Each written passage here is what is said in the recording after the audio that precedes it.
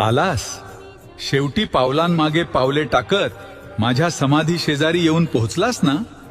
ये बैस इथे. खूप थकलास ना रे. डोळे भरून आलेत तुझे आणि मनावरचं ओझं तर तुझ्या खांद्यापेक्षाही जड झालंय हे मी पाहत होतो. या जगाशी, या जगातील माणसांशी आणि परिस्थितीशी दोन हात करून खूप दमलास ना. तुला वाटलं की तू एकटा आहेस. तुला वाटलं की तुझा लढा कोणाला दिसत नाहीये.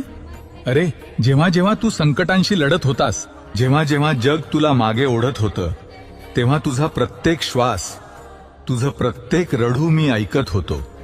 हे बघ माझ्याकडे. मी कुठे गेलोय. मी तर इथेच आहे, तुझ्या समोर, तुझ्या आत. भिवू नकोस, मी तुझ्या पाठीशी आहे. हे काय मी फक्त सांगण्यासाठी म्हटलं होतं. तो माझा तुला दिलेला शब्द आहे बाळा. हे जग आहे, इथे चढ उतार येणारच. पण म्हणून तू धीर सोडायचा. तू तर माझा वाघ आहेस ना. मग या जगाच्या दोन हातांना घाबरून तू शस्त्र कशी खाली टाकतोस. तुझ्या पाठीवर जोपर्यंत माझा हात आहे तोपर्यंत या जगातली कोणतीही ताकद तुला हरवू शकत नाही.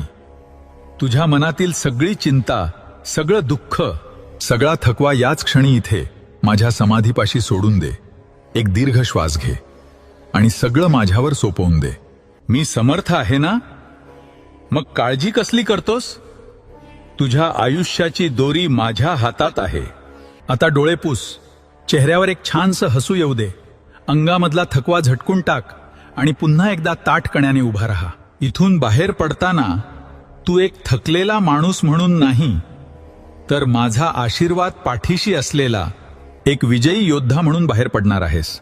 लक्षात ठेव, जोपर्यंत मी आहे तोपर्यंत तुझं कोणीही वाकडं करू शकत नाही. चालत राहा, कर्म करत राहा. मी सदैव तुझ्या सोबत आहे.